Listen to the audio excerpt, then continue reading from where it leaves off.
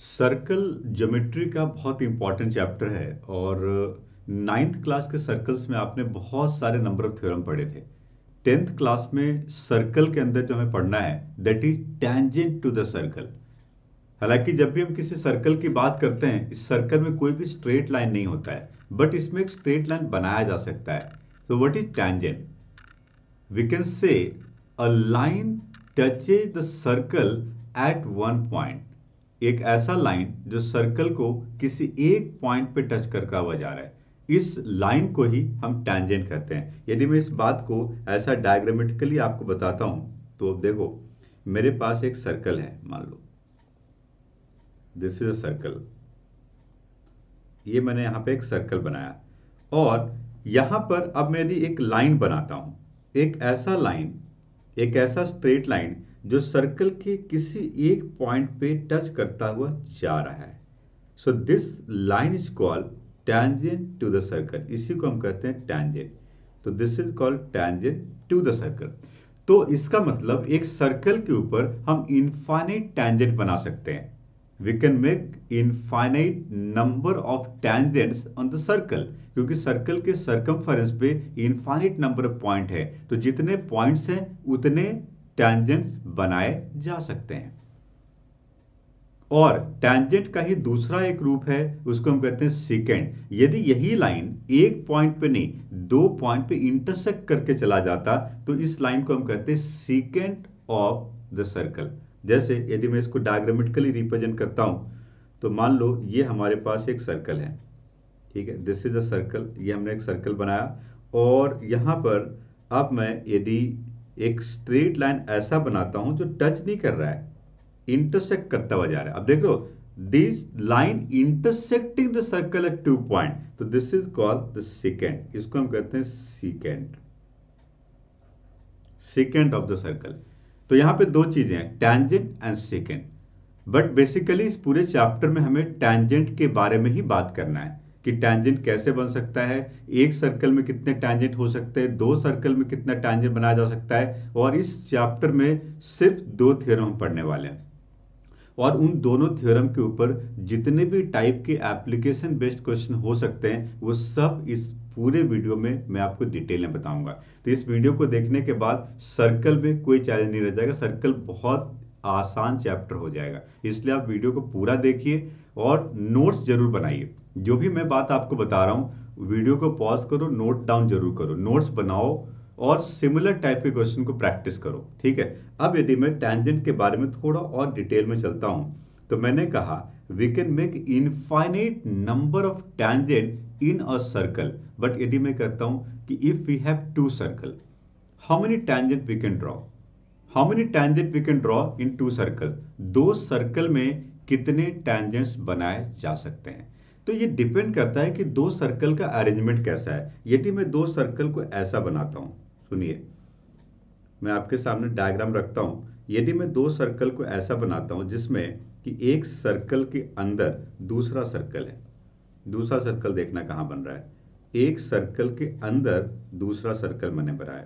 ये कॉन्सेंट्रिक भी हो सकता है, ये कहीं भी हो सकता है। यहां पर इस अरेंजमेंट ऑफ टू सर्कल में कोई भी कॉमन टैंजेंट बनाया नहीं जा सकता। We can not make any common tangent in the arrangement of this pair of circle.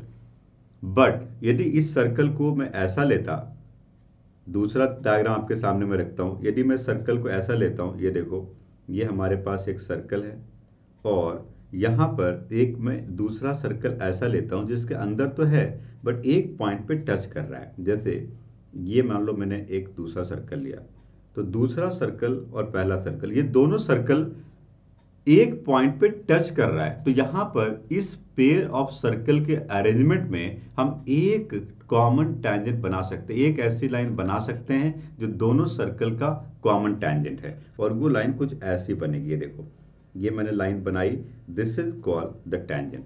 तो यहां पर आपने देखा we can not make any tangent, यहां पे आपने देखा we can make one common tangent. Circle के डिफरेंट अरेंजमेंट पे डिपेंड करता है कि उस टू सर्कल में आप कितने टैंजेंट बना सकते हो? तो ऐसे बहुत सारे क्वेश्चन पूछे जाएंगे, इसलिए टैंजेंट के ऊपर बहुत डिटेल में डिस्कस कर रहा हूँ आपके साथ। अब मैं एक ऐसा पेयर ऑफ सर्कल लेता हूँ जिसको ऐसा कुछ अरेंज करता हूँ जिसमें कि दो टैंजेंट बनाए जा सकते हैं। यदि मैं दो सर्कल को ऐसा लेता हूँ, सुनिए, यदि मैंने एक सर्कल को ऐसा लिया और एक ऐसा सर्कल लेता हूं, सेकंड सर्कल, जो कि फर्स्ट सर्कल को दो पॉइंट पे इंटरसेक्ट कर रहा है, ऐसा, ये देखो, ये हमारे पास दूसरा सर्कल है। So now we have two circle, और ये दोनों सर्कल एक दूसरे को दो पॉइंट पे इंटरसेक्ट कर रहा है। How many common straight line can be drawn which must be tangent of both the circle? So we are asking about the common tangent. मैं आपसे पूछ रहा हूं कि कॉमन टैंजेंट क्या होगा, and how many common tangent we can make. So we can make this as a common tangent. ये देखिए, एक तो ये कॉमन टैंजेंट हो सकता है एंड एक ये कॉमन टैंजेंट हो सकता है। यहां पर दो कॉमन टैंजेंट की पॉसिबिलिटी है। So we can make two common tangent if we are doing this type of arrangement of pair of circle. अच्छा, आगे बढ़ते हैं। यदि मैं कहता हूं कि एक ऐसा अरेंजमेंट ऑफ टू सर्कल करो जिसमें कि थ्री टैंजेंट बनाए जा सकते हो, क्या ये पॉसिबल है? यस, ये भी पॉसिबल है। मैं बना के दिखाता हूं आपको। मैं आपको बना के दिखाता हूं। आप यहां पर देखिए स्क्रीन के ऊपर, मैं ऐसा दो सर्कल बना रहा हूं। मैं ऐसा दो सर्कल बना रहा हूं जिसमें कि हम दो नहीं तीन कॉमन टैंजेंट बना सकते हैं। अब देखिएगा, दूसरा सर्कल मैं यहाँ पे बना रहा हूँ। मैं यहाँ पे दूसरा सर्कल बना रहा हूँ। ये देखिए, ये दूसरा सर्कल हो गया। तो आप देख रहे हो, ये दोनों सर्कल में मैं तीन कॉमन टैंजेंट बना सकता हूं। एक तो कॉमन टैंजेंट ऐसा हो गया, this is a common tangent, ठीक है। This is another common tangent and this is another common tangent. तो आपने देखा यहां पर मैंने सर्कल को ऐसा अरेंज किया जिसमें कि दो नहीं थ्री कॉमन टैंजेंट है। We can make three common tangent. तो आपने देखा इस तरह से यदि सर्कल को अरेंज किया जाए तो थ्री कॉमन टैंजेंट हो सकते हैं।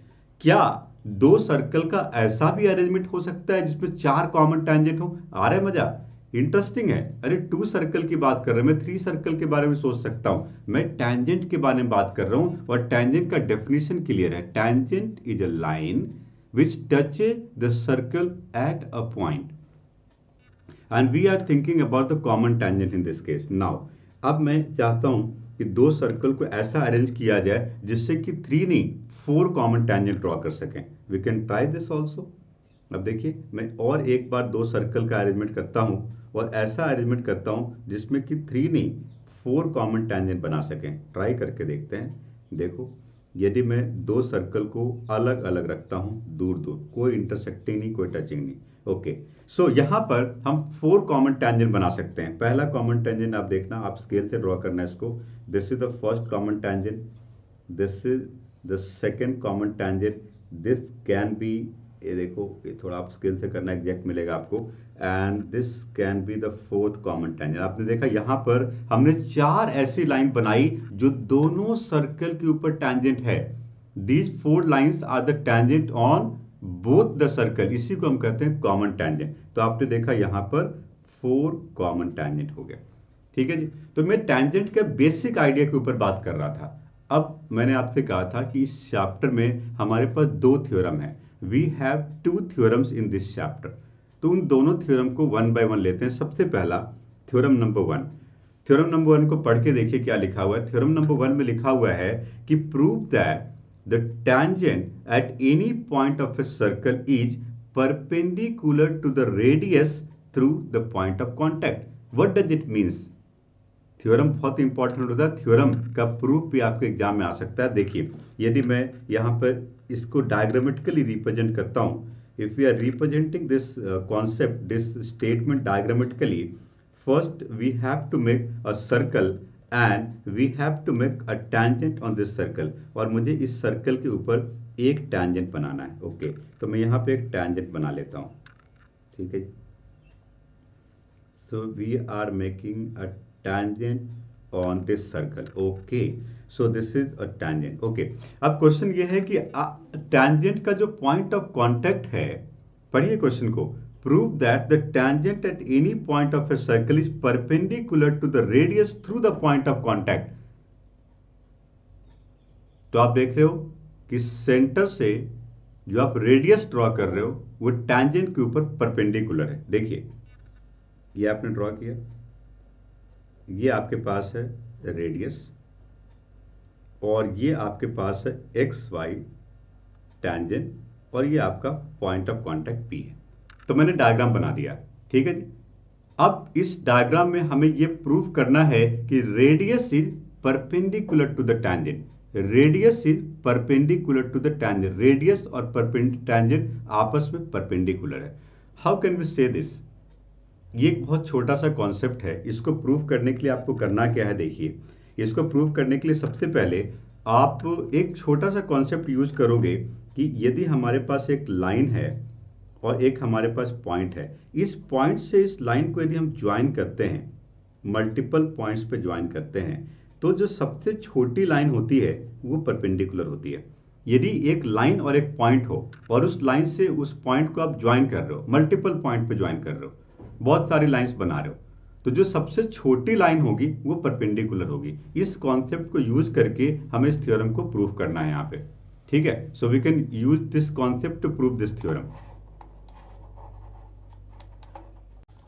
तो यहां पर आप देख रहे हो कि जो आपके पास टैंजेंट है ना, इस टैंजेंट के ऊपर आप बहुत सारे पॉइंट ले लो और लास्ट में हम ये प्रूव कर देंगे कि जो पॉइंट ऑफ कांटेक्ट से सेंटर को ज्वाइन करने वाली लाइन है वो सबसे छोटी है। इस बात को कैसे प्रूव करेंगे, कॉन्सेंट्रेट करिए, सुनिए। देखिए मैंने एक्स वाई के ऊपर बहुत सारे पॉइंट लिए। मैंने एक्स वाई के ऊपर पॉइंट एम ले लिया, मैंने एक्स वाई के ऊपर पॉइंट एन ले लिया, मैंने एक्स वाई के ऊपर पॉइंट एल ले लिया। सो हमने बहुत सारे पॉइंट टैंजेंट के ऊपर लिए और इन सभी पॉइंट को मैं सेंटर ओ से ज्वाइन कर देता हूं। इन सभी पॉइंट को सेंटर ओ से मैं ज्वाइन कर देता हूं, ओ एम, ठीक है जी। उसके बाद मैंने ओ एन कर दिया, उसके बाद मैंने ओ एल कर दिया। तो मैंने जितने भी पॉइंट्स लिए थे उन सभी पॉइंट को सेंटर से ज्वाइन कर दिया। अब आप देख सकते हो कि यहाँ पर ये सेंटर को इंटरसेक्ट कर रहा है पॉइंट क्यू के ऊपर, ये सेंटर को इंटरसेक्ट कर रहा है पॉइंट आर के ऊपर और ये इंटरसेक्ट कर रहा है पॉइंट एस के ऊपर। तो आप इस पूरे डायग्राम में देखिए कि O P, O Q, O R and O S ये सब इक्वल है। इक्वल है ना, देखो OP equal to OQ equal to OR equal to, ये सब रेडियस को रिप्रेजेंट कर रहा है। सो ये सब इक्वल है, ये सब रेडियस को रिप्रेजेंट कर रहा है, ठीक है। और आप देख सकते हो कि जो OM है ये ग्रेटर देन रेडियस है। देखिए डायग्राम में ON जो है this is also greater than radius and OL is also greater than radius, but OP is equal to radius. तो आप ये बताइए कि OM, OP और ON एंड OL इन सब में सबसे छोटा कौन सा है? सबसे छोटा तो रेडियस है क्योंकि बाकी सब रेडियस से बड़ा है। तो we can say in these all line segment we can say OP is smallest in among OP, OM, ON and OL। इन सब में OP क्या है? स्मॉलेस्ट है। यदि OP स्मॉलेस्ट है तो OP क्या हो गया? परपेंडिकुलर हो गया। So therefore we can also say कि OP is perpendicular to the tangent X Y.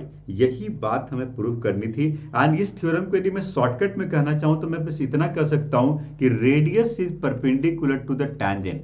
Radius is perpendicular to the tangent. जब भी आप किसी सर्कल में एक टैंजेंट बनाते हो और इस पूरे चैप्टर में यदि ऐसी कोई सिचुएशन बनती है जिसमें एक सर्कल के ऊपर एक टैंजेंट है तो आप उस पर देखोगे रेडियस हमेशा उसके ऊपर परपेंडिकुलर है। दिया नहीं होगा, ये मान लेना है। This is the first theorem, very simple theorem, ठीक है। Now theorem number 2।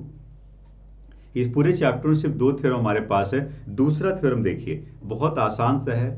The length of tangents drawn from an exterior point to the circle are equal। मतलब एक सर्कल के एक्सटीरियर पॉइंट से यदि आप टैंजेंट्स बनाते हो, कितने टैंजेंट बना सकते हो? How many tangents we can make from the exterior point of the circle. मैं डायग्राम बनाता हूँ फिर आपको समझ में आएगा।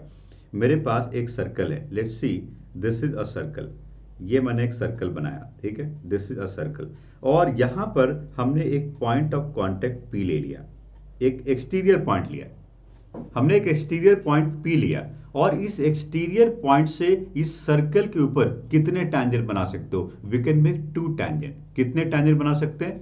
2 टैंजेंट बना सकते हैं। और जब 2 टैंजेंट आप बनाओगे तो हमें यह बात प्रूव करना पड़ेगा कि इन दोनों टैंजेंट का लेंथ इक्वल है। ठीक है जी। सो मैं यहां पर 2 टैंजेंट बनाता हूं। एक्सटीरियर पॉइंट हमने पी लिया, वहां से हमने एक टैंजेंट बनाया, इसका नाम हम पी क्यू रख लेते हैं। और यहां से हम एक और टैंजेंट बनाते हैं, इसका नाम हम पी आर रख लेते हैं, और इस सर्कल का सेंटर ओ है। जब भी आप किसी थ्योरम को प्रूव कर रहे हो तो जो भी मैं डायग्राम में बता रहा हूं, इस बात को एक्सप्लेन करना पड़ेगा। आपको लिखना पड़ेगा let C be a circle whose center is O and radius is R, and consider a point P outside the circle, then draw 2 tangents from point P which is called PQ and PR, and last में लिखोगे to prove PQ is equal to PR। जब भी आप किसी question को solve कर रहे हो, जब भी आप किसी थ्योरम को प्रूव कर रहे हो, आपको स्टेटमेंट जरूर लिखना चाहिए। सो हमें इस पूरे क्वेश्चन के स्टेटमेंट से क्लियर है कि हमें P Q is equal to P R, ये बात प्रूव करनी है। क्या प्रूव करना है? P Q is equal to P R. यहां पे हमें कुछ कंस्ट्रक्शन करना है। आपको याद है थ्योरम 1 में हमने क्या पढ़ा? थ्योरम 1 में हमने पढ़ा कि जब भी किसी सर्कल का एक टैंजेंट देखते हो, आप उस पर रेडियस बनाओ, पॉइंट ऑफ कांटेक्ट से सेंटर को ज्वाइन करो, और रेडियस टैंजेंट के ऊपर परपेंडिकुलर होगा। तो क्यों नहीं हम यहाँ पे ऐसा एक कंस्ट्रक्शन करें कि हम ओ क्यू को ज्वाइन कर दें, हम ओ आर को ज्वाइन कर दें, और हम ओ पी को भी ज्वाइन कर दें। तो हमने एक कंस्ट्रक्शन किया, और कंस्ट्रक्शन में हमने लिखा कि join O P, O Q and O R. ठीक है।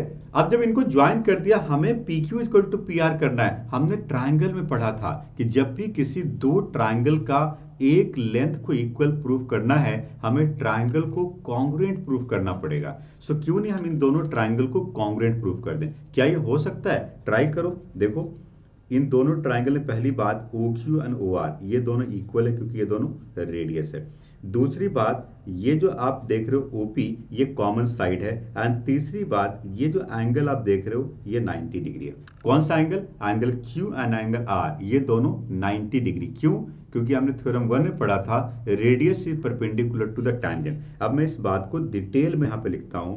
इन triangle POQ and triangle POR, इन दोनों ट्राइंगल में सबसे पहली बात O Q is equal to O R, ये रेडियस के इक्वल है।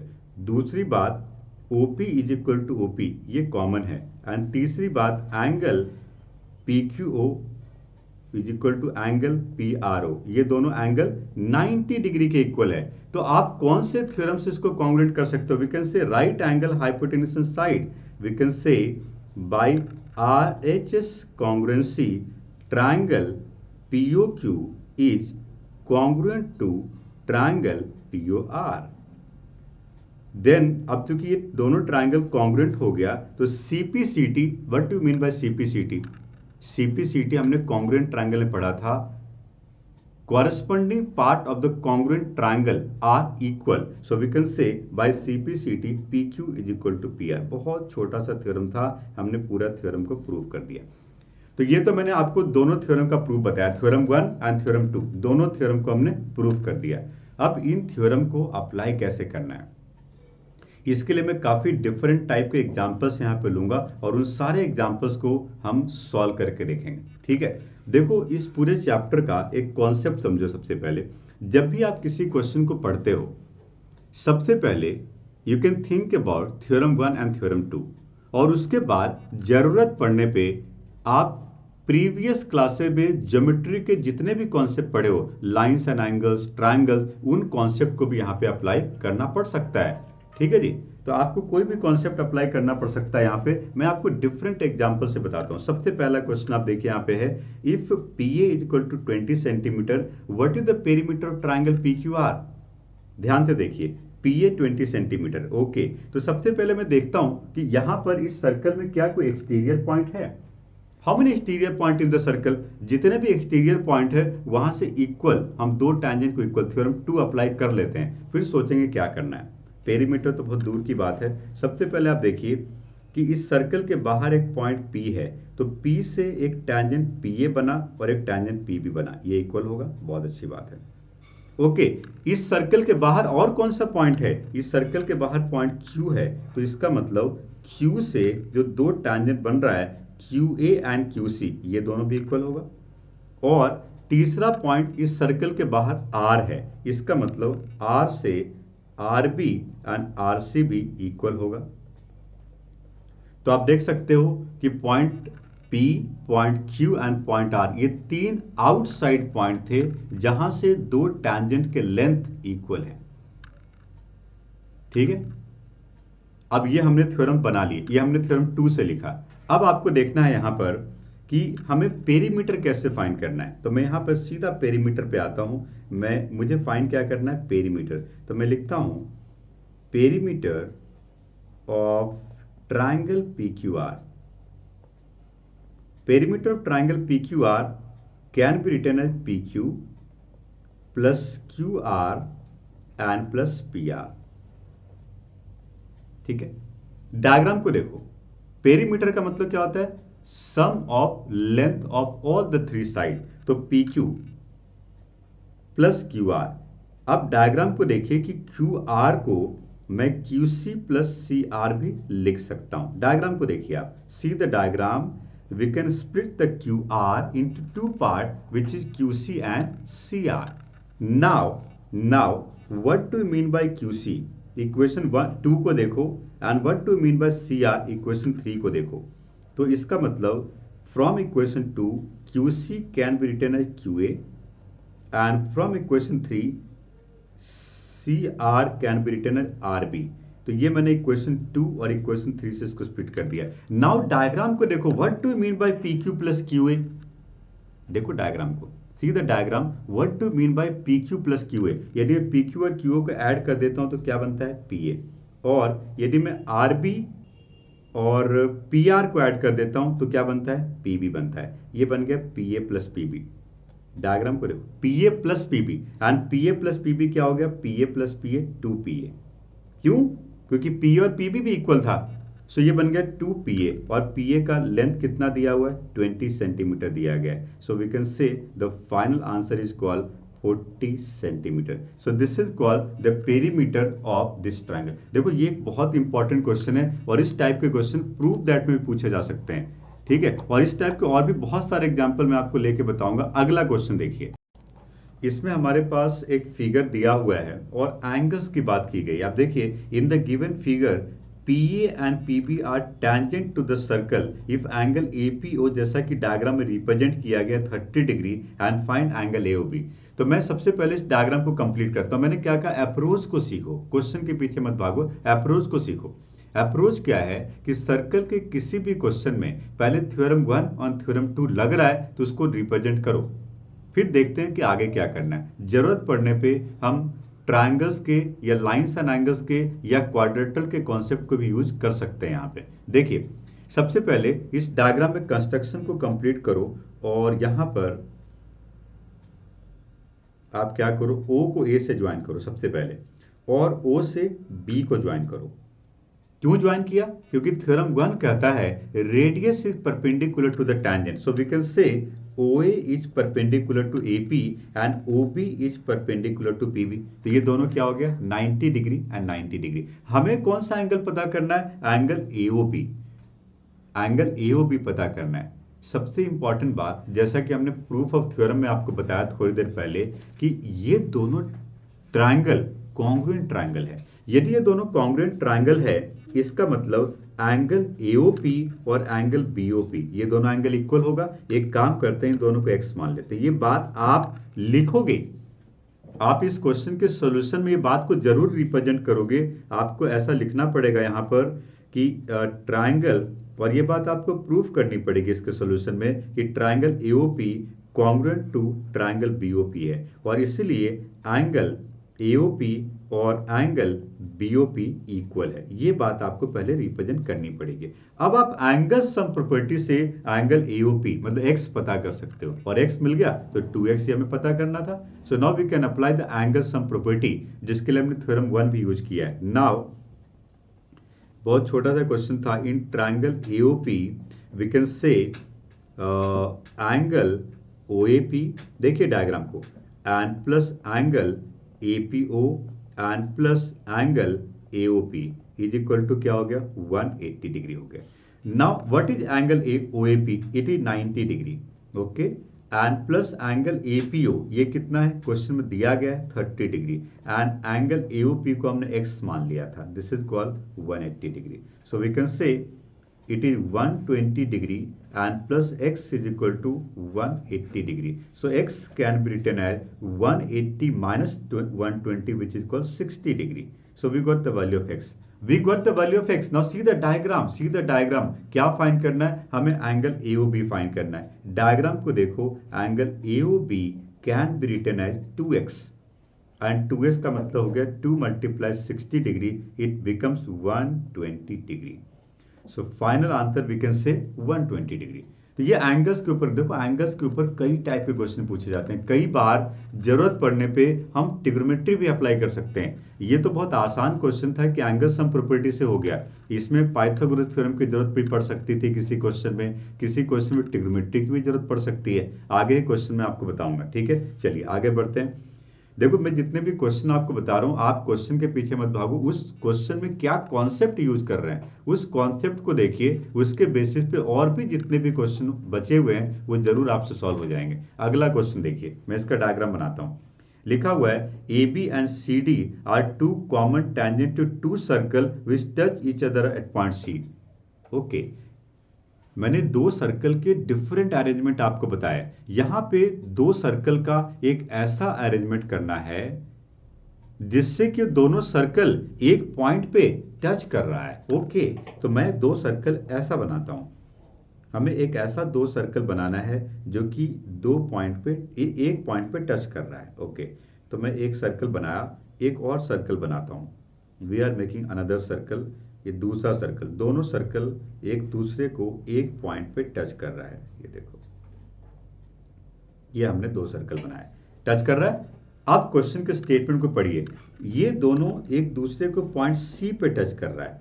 एक टैंजेंट आपका ए बी है। ओके, तो मैं एक टैंजेंट ए बी यहां ऊपर बना देता हूं, नीचे ही बना सकते, एक ही बात है। तो मैंने एक ऐसा टैंजेंट बनाया जिसका नाम ए बी है, और दूसरा टैंजेंट है जिसका नाम सी डी है। आगे ये भी लिखा हुआ है कि D lie on A B. आगे क्या लिखा हुआ है, D lie on A B. इसका मतलब दूसरा टैंजेंट कुछ ऐसा बन रहा है, ये देखो, D lie on A B.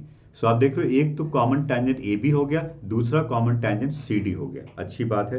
And C D is equal to 5 centimetre, what is the length of A B. बहुत छोटा सा क्वेश्चन है। मैंने आपको अप्रोच क्या बताया, जब भी आप किसी सर्कल के क्वेश्चन को पढ़ते हो, सबसे पहले आप देखिए क्या इस सर्कल के बाहर कोई पॉइंट है, और यदि बाहर पॉइंट है तो थ्योरम 2 से क्या मिल रहा है हमें। देखिए, तो आप देख सकते हो कि इन दोनों सर्कल के बाहर एक पॉइंट डी है, तो D is the exterior point which is outside both the circle. इसका मतलब इस एक्सटीरियर पॉइंट से फर्स्ट सर्कल के ऊपर एंड सेकंड सर्कल के ऊपर जो आप दो टैंजेंट बनाओगे उसका लेंथ इक्वल होगा। तो according to this diagram we can say कि डी ए और डी सी का लेंथ इक्वल है, और डी बी और डी सी का लेंथ भी इक्वल है, because D is the exterior point on the circle.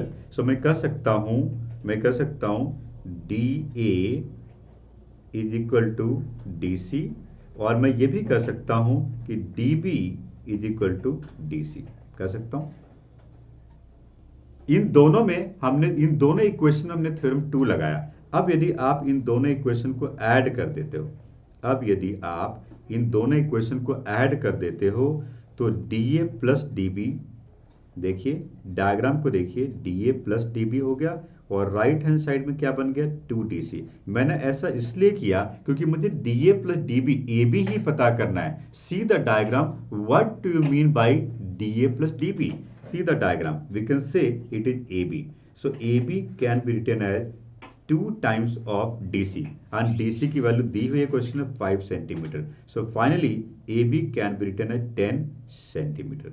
This is the final answer. AB is equal to what, 10 centimetre, right. तो आपने यहाँ पे देखा एक छोटा सा क्वेश्चन था जिसमें कि थ्योरम 2 का एप्लीकेशन था। जहां पर भी आप ज्योमेट्री के क्वेश्चन में थ्योरम अप्लाई करते हो उसको लिखना जरूर कि हमने कौन सा थ्योरम लगाया है। यहाँ पर हमने इक्वेशन 1 और इक्वेशन 2 इन दोनों में थ्योरम नंबर 2 लगाया है। तो आप इस पूरे थ्योरम को यहाँ पे ब्रैकेट में जरूर लिखोगे। ठीक है, अगला क्वेश्चन देखिए। नेक्स्ट क्वेश्चन मेरे पास कॉन्सेंट्रिक सर्कल के ऊपर बहुत बढ़िया क्वेश्चन है। यहाँ पे हम कॉर्ड के बारे में बात करने वाले हैं। सबसे पहले जिस क्वेश्चन में डायग्राम नहीं दिया गया है, make the diagram, then we can think about the solution. Two concentric circle, आगे बढ़ने से पहले मैं टू कॉन्सेंट्रिक सर्कल बना लेता हूं। To concentric circle, concentric circle ऐसा सर्कल होता है, ऐसा दो सर्कल होता है जिस दोनों सर्कल का सेंटर एक ही हो। ऐसा दो सर्कल जिसका सेंटर कॉन्साइड हो रहा है, इसको हम कहते हैं कॉन्सेंट्रिक सर्कल। तो ऐसा मैंने दो सर्कल बनाया और इन दोनों सर्कल का सेंटर कॉन्साइड हो रहा है। ये दोनों का सेंटर है, सेंटर को हमने O मान लिया। O is the centre of both the circle. Now read the question.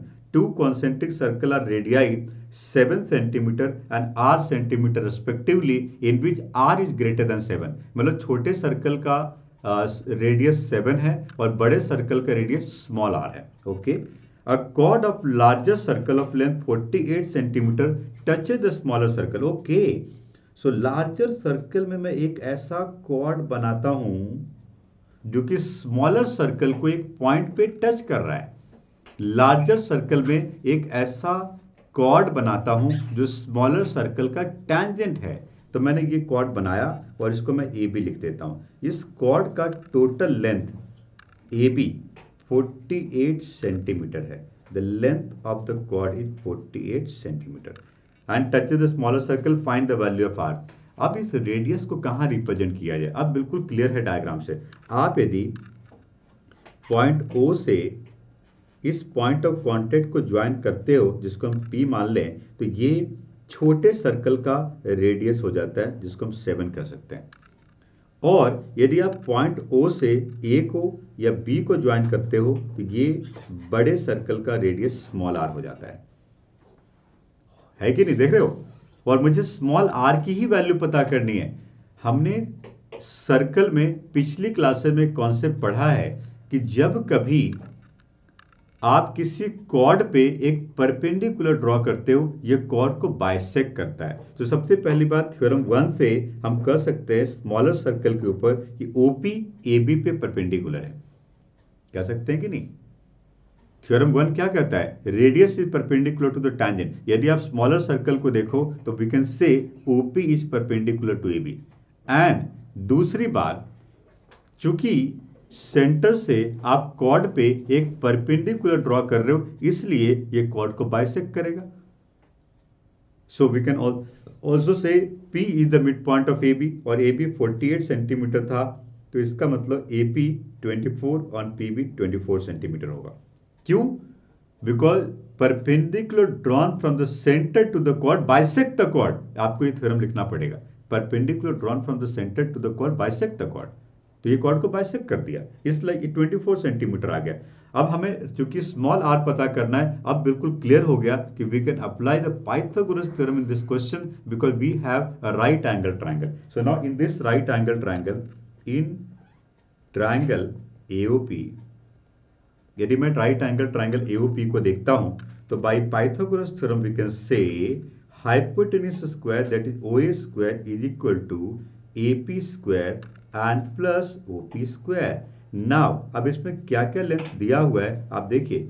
OA is R square, AP का मतलब हो गया 24 स्क्वायर एंड OP का मतलब हो गया 7 square. Then R square can be written as 576 plus 49। Then R square can also be written as 625। Then R is equal to square root of 625 and 625 का square root आपको पता है it is 25 centimetre. So finally the value small r we can say 25 centimetre. तो सबसे पहले देखो यहाँ पे कई कॉन्सेप्ट लगे।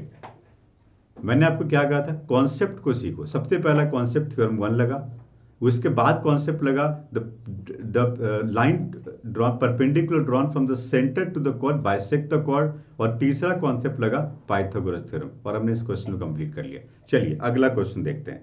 नेक्स्ट क्वेश्चन हमारे पास ये है, ये भी इंटरेस्टिंग क्वेश्चन है। देखो जिन क्वेश्चन में सर्कल के बाहर बहुत सारे पॉइंट हैं, ये बहुत आसान क्वेश्चन होता है।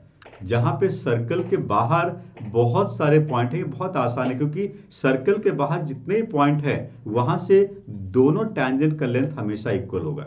अब आप कॉन्सेंट्रेट करिए, यहाँ पे सुनिए, मैं आपको बता रहा हूं। सबसे पहले गिवन सिचुएशन को डायग्राम में रिप्रेजेंट करता हूं। देखिए in the given figure angle ADC is equal to 90 degree. Okay, मैंने इस एंगल को 90 डिग्री लिया, तो मैं डायग्राम में गिवन सिचुएशन को रिप्रेजेंट करता हूं। ये देखो एंगल ADC 90 डिग्री हो गया, बहुत अच्छी बात है।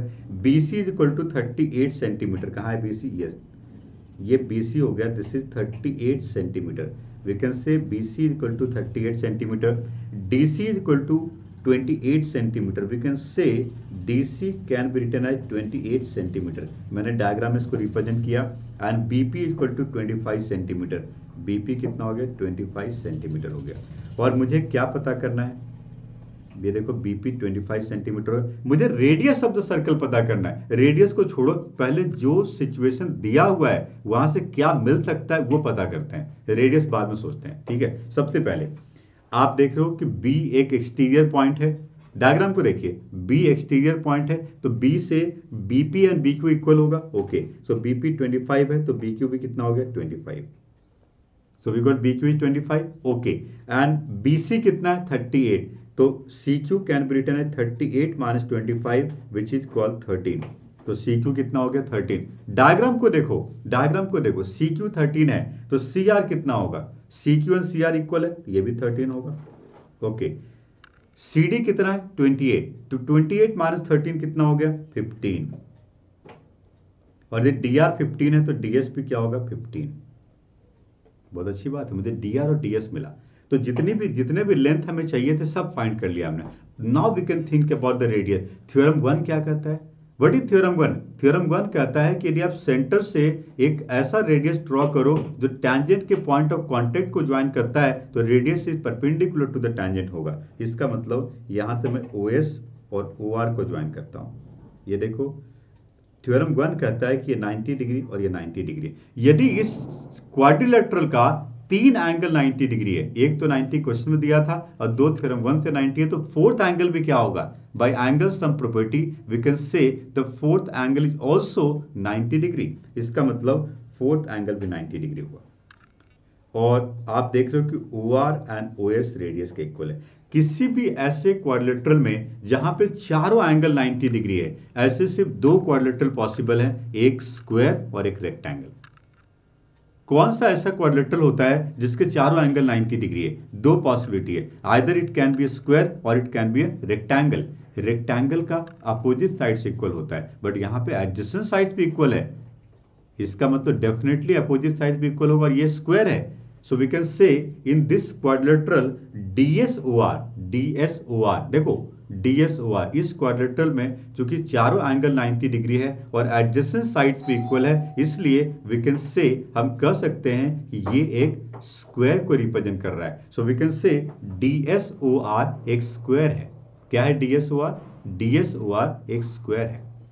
और यदि DSOR एक स्क्वायर है तो आप कह सकते हो कि इसकी सारों side equal, all 4 sides are equal. तो हमने प्रूव कर दिया, since DSOR is a square, DSOR is a square, और यदि ये स्क्वायर है तो इसका मतलब इसकी चारों साइड इक्वल होगी और रेडियस कितना हो जाएगा? 15 सेंटीमीटर। तो जो भी बातें मैंने एक्सप्लेन की है, इसको आप स्टेप बाय स्टेप लिख भी सकते हो। जैसा मैंने फ्रॉम एक्सटीरियर पॉइंट 2 टैंजेंट्स को इक्वल लिया, सारी बातों को आप रिप्रेजेंट कर सकते हो। ठीक है जी, आगे बढ़ते हैं। नेक्स्ट क्वेश्चन हमारे पास क्या है? देखो अगला क्वेश्चन बहुत interesting and this is very important question. इसमें मैं पहले ही 5 स्टार लगा देता हूँ। This is a very important and very interesting question. देखिए, इफ फ्रॉम एक्सटर्नल पॉइंट, मैं एक डायग्राम बनाता हूँ, B of a circle with centre O, 2 tangent BC and BD are drawn. ठीक है, इसका मतलब मैं सबसे पहले एक सर्कल बनाता हूं। First we have to make a circle. सबसे पहले मैंने एक सर्कल बनाया और सर्कल के एक्सटीरियर पॉइंट से आपको दो टैंजेंट ड्रॉ करना है। ओके, तो मैं ऐसा दो टैंजेंट बना लेता हूं और इस टैंजेंट का नाम है BC एंड BD। तो मैंने BC एंड BD लिया और इस सर्कल का सेंटर O है। पढ़िए क्वेश्चन को।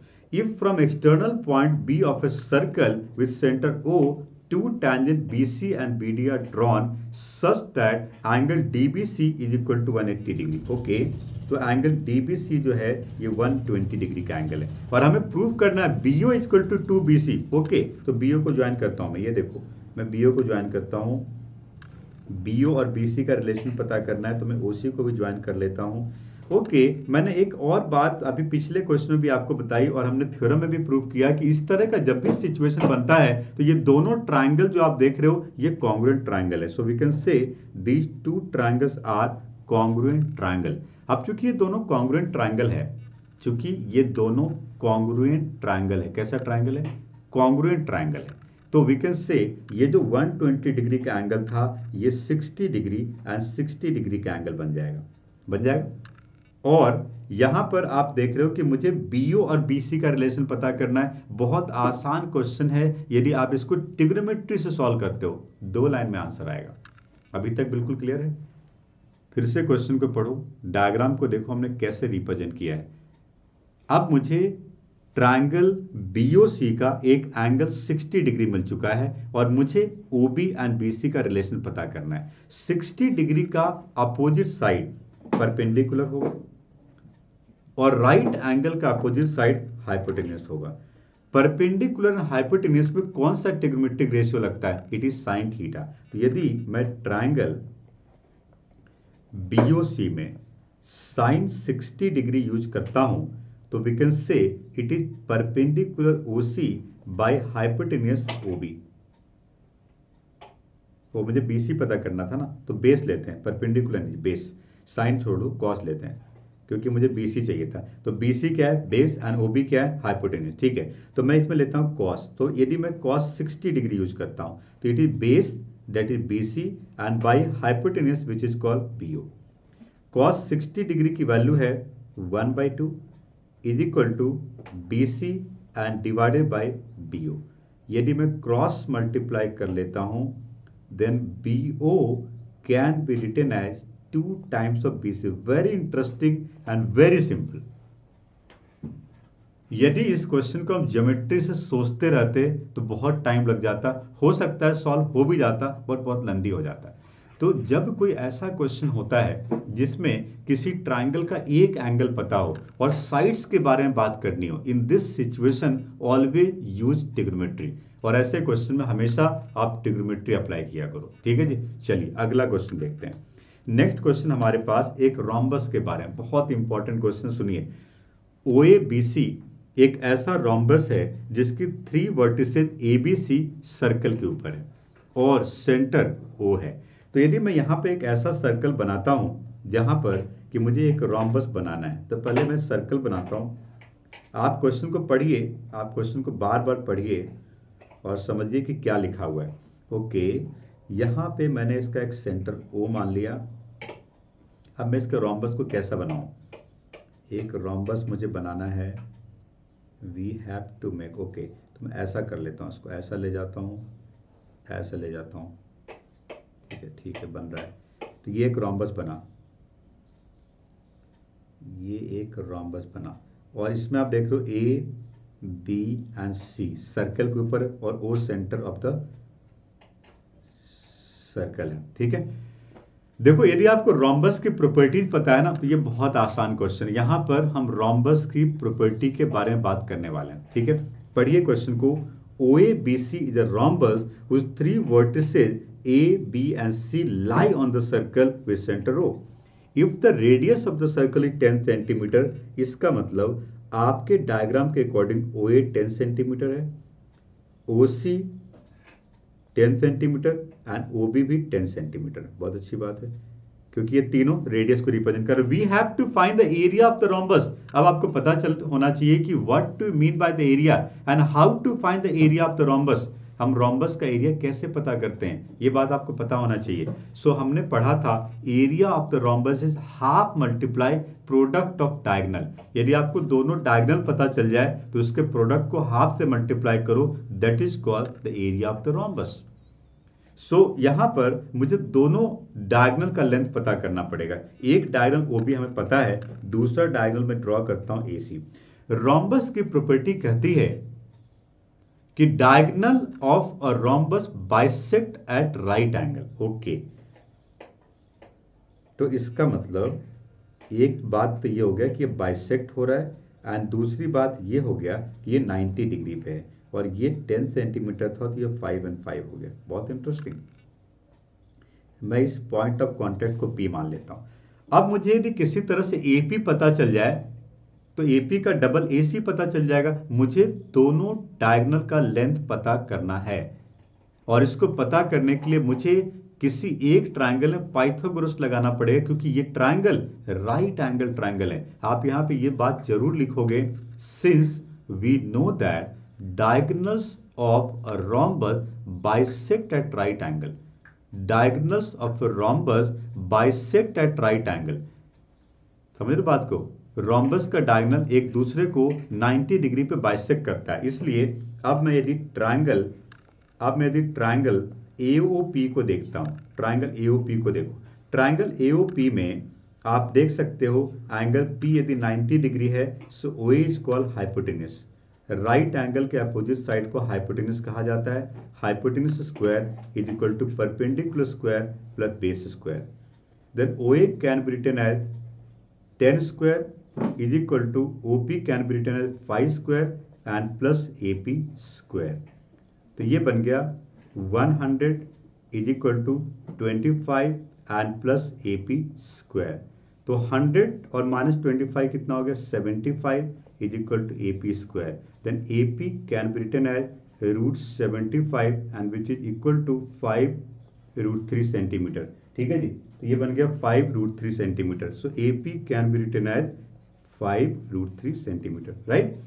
सो एपी का डबल क्या हो गया? Length of diagonal. So we can say the length of diagonal AC can be 2 multiply 5 root 3 that is 10 root 3 centimetre, और दूसरा डायगोनल ओबी पहले से दिया था 10 centimetre. Now we can find the area. So we can say area of OABC is equal to half multiply AC multiply OB. This is called 1 by 2 multiply 10 root 3 multiply 10. इसको cancel करिए। The final answer is 50 root 3 centimetre square. This is the final answer. So area of rhombus का एक concept यहाँ पे लगा था। ठीक है जी। अब देखो अगला क्वेश्चन जो हमारे पास है, देखो हमने जितने भी डिफरेंट टाइप के क्वेश्चन थे सर्कल के किए, एक दो क्वेश्चन और फटाफट करते हैं, चैप्टर कंप्लीट हो जाएगा। So we think about the next question. तो ये जो क्वेश्चन आप देख रहे हो यहाँ पर एक ट्रायंगल के अंदर सर्कल है। We can say circle inscribed in the triangle. Circle inscribed in a triangle. Circle एक ट्रायंगल के अंदर है। पढ़िए क्वेश्चन के स्टेटमेंट को। A triangle ABC drawn to circumscribe a circle of radius 3 centimetre. Okay, तो मैं इस डायग्राम में थोड़ा सा रिप्रेजेंट करता हूं इसको। आप इसी डायग्राम को देखो, मैंने रेडियस को रिप्रेजेंट कर दिया 3 सेंटीमीटर। ठीक है, such that the segment BD and DC into which BC divided by the point of contact D are the length 6 cm and 8 cm respectively. Find the side AB।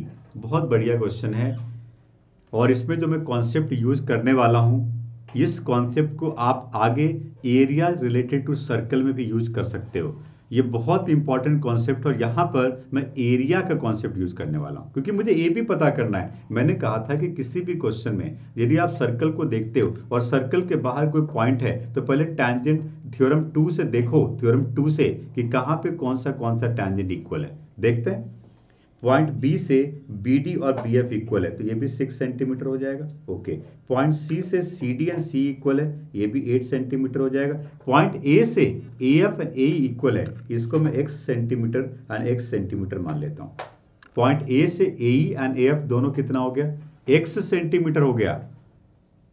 अब मुझे AB पता करना है। What is AB? It is x plus 6, मतलब मुझे x पता करना है। यदि मुझे x मिल गया तो काम हो गया।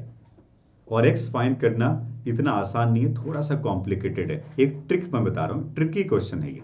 यहाँ पे सबसे पहले आपको कुछ कंस्ट्रक्शन करना है। आप ओ ए को ज्वाइन करिए, ओ बी को ज्वाइन करिए और ओ सी को ज्वाइन करिए, और इसको करने के बाद आप ओ डी को और ओ ई को और ओ एफ को ज्वाइन करिए। जितने भी पॉइंट्स थे उन सबको मैंने सेंटर से ज्वाइन कर दिया।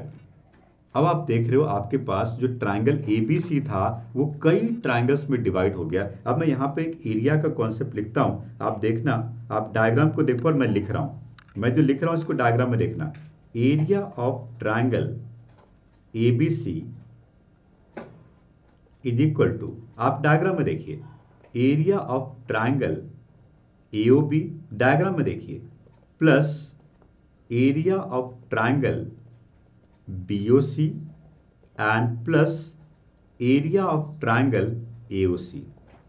आप डायग्राम में देखिए मैंने क्या लिखा। मैंने कहा area of triangle ABC is equal to area of triangle AOB plus BOC plus AOC। See the diagram and how to find area of triangle AOB। ABC का एरिया क्वेश्चन के लास्ट स्टेटमेंट में दिया गया है। Question के last line को पढ़िए, area of ABC is given which is 63। Okay, how to find area of triangle AOB। यदि मैं AOB फाइंड करने जाऊंगा तो मैं बेस AB को लूंगा और परपेंडिकुलर OF को लूंगा जो कि रेडियस 3 सेंटीमीटर के इक्वल है। OE भी 3 सेंटीमीटर के इक्वल है, ये सब रेडियस के इक्वल है। तो मैं यहाँ पे देख रहा हूँ कि AB का जो लेंथ है वो 6 + x है, half multiply base multiply height, ये हो गया AOB का एरिया। ठीक है, BOC का एरिया देखो, BOC में बेस कितना हो जाएगा BC, और BC कितना है 6 + 8 दिस इज 14, 6 + 8 कितना हो गया 14 और मल्टीप्लाई 3 और प्लस AOC का एरिया। AOC का एरिया क्या होगा, हाफ मल्टीप्लाई बेस AC, और AC कितना है 8 + x और मल्टीप्लाई हाइट 3। इन सब में राइट हैंड साइड में आप 3/2 कॉमन ले लो। राइट हैंड साइड में हर एक टर्म से 3/2 कॉमन लो, क्या बचा 6 + x plus 14 and plus 8 + x। So it can be written as, ये देखो कैंसिल हो गया 21, 42 इज इक्वल टू 28 + 2x। यदि मैं 28 इधर ले आता हूँ, 42 - 28 ये हो गया 14 is equal to 2x, then x can be written as 7। We got x, we got the value of x which is 7। What we have to find, पढ़िए क्वेश्चन को, फाइंड क्या करना था, फाइंड करना था AB। So therefore the length of AB can be written as, diagram को देखिए 6 + x और x 7 मिल गया, the final answer is 13 centimetre. This is a very important question. जब भी किसी क्वेश्चन में एरिया की बात की जा रही है, आप एरिया ऑफ ट्रायंगल ABC को 3 पार्ट में स्प्लिट कर सकते हो, और ऐसे और भी कई क्वेश्चन आपको इस चैप्टर में मिलेंगे। सर्कल के ऊपर जितने भी डिफरेंट टाइप के क्वेश्चन करने चाहिए थे मैंने सब आपको बता दिया है। आप क्वेश्चन के पीछे मत भागिए, जो मैं कॉन्सेप्ट आपको समझा रहा था उन कॉन्सेप्ट को यदि आप बार बार देखोगे और इसका नोट्स बनाओगे तो सर्कल चैप्टर में जितने भी पॉसिबल क्वेश्चन हैं वो सब आप कर लोगे। और यदि आप क्वेश्चन प्रैक्टिस करते हो, आपको कोई डाउट है तो आप ऑनलाइन मैथ्स के यूट्यूब चैनल पर उसको सर्च करिए, हो सकता है उसका सोल्यूशन आपको मिल जाए, और नहीं मिलता है तो कमेंट बॉक्स में लिखिए। यदि इस चैप्टर को और ज़्यादा डिटेल में पढ़ना चाहते हो तो आप गूगल प्ले स्टोर से ऑनलाइन मैथ्स का ऐप डाउनलोड कर लो, और वहाँ पर आप अपने क्लास को सेलेक्ट करो और ये चैप्टर और ज़्यादा डिटेल में आपको मिलेगा विद क्वेश्चन पेपर, असाइनमेंट, वो सारी चीज़ें आपको मिलेगी। ठीक है, तो रिविजनल पॉइंट ऑफ व्यू से ये चैप्टर हमने बहुत डिटेल में पढ़ा है। फिर मिलते हैं अगले चैप्टर में।